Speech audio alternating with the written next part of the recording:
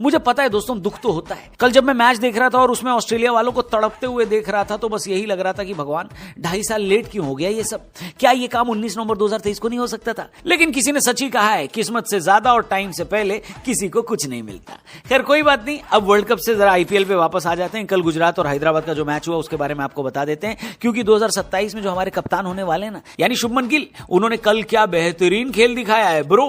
Toss हार गए थे और उनको पहले बैटिंग करने भेजा गया था, हालांकि शुभमन गिल जल्दी आउट हो गए। लेकिन जैसा कि हमेशा होता आया है, गुजरात के टॉप 3 में से कम एक खिलाड़ी अंगद के पांव की तरह जम ही जाता है। कल दिन था साई सुदर्शन का। गुजरात के 2 अहम बल्लेबाज शुभमन गिल और जॉस बटलर जल्दी आउट हो गए। ऐसे में सुदर्शन को पता था कि अगर वो भी जल्दी आउट हो गए तो गुजरात को हार के दर्शन हो जाएंगे, इसलिए वो बेहद संभल कर खेले। निशांत सिंधु के साथ एक छोटी पार्टनरशिप उनकी हुई और फिर उनको मिल गया वॉशिंगटन सुंदर का साथ। 2 चेन्नई के भाई जो कि गुजरात के लिए खेलते हैं और दोनों ने मिलकर तबाही मचानी शुरू कर दी। एक बहुत बढ़िया पार्टनरशिप लगाई जिसमें दोनों ने ही अपनी अपनी हाफ सेंचुरी पूरी करी। साकिब हुसैन और प्रफुल्ल हिंगे की बेहतरीन गेंदबाजी की वजह से हैदराबाद गुजरात को 168 रन पर रोकने में कामयाब हो गई। अब देखो, टारगेट उतना बड़ा था नहीं। अब बारी थी गुजरात की बॉलिंग की, गेंदबाजी की। तो गुजरात जब गेंदबाजी करने आई तब पता चला कि भाई साहब 168 जो बनाया ना गुजरात ने, वो ठीक ठाक टोटल ही है। मतलब इसको भी डिफेंड किया जा सकता है। क्यों? क्योंकि असल में पिच एकदम ही खतरनाक हो गई थी। यहां पर ये टोटल विनिंग साबित हुआ,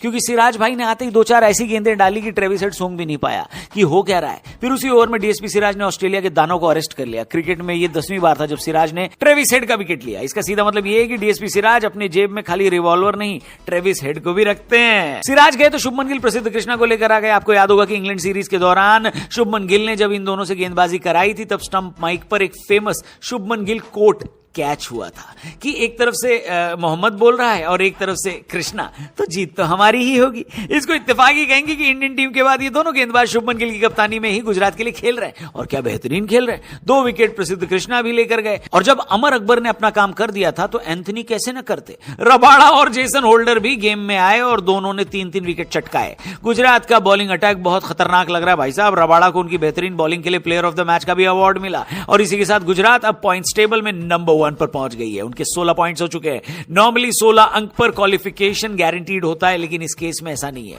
क्योंकि 18 पर भी 4 टीमें अभी पहुंच सकती हैं। लेकिन भाई मैं आपको बता रहा हूं कि अगर गुजरात किसी तरीके से टॉप 2 में पहुंच गई तो याद रखिएगा कि फाइनल अब बेंगलुरु से निकलकर अहमदाबाद शिफ्ट हो चुके हैं और ये गुजरात के लिए होम एडवांटेज हो जाएगा। इसके बाद उनके सामने फिर चाहे पंजाब आ जाए या बेंगलुरु आ जाए या कोई और दुनिया की टीम आ जाए, अहमदाबाद में गुजरात को हराना बिल्कुल भी आसान नहीं होने वाला है। और इसका मतलब है गुजरात अब टाइटल की प्रबल दावेदार हो चुकी है।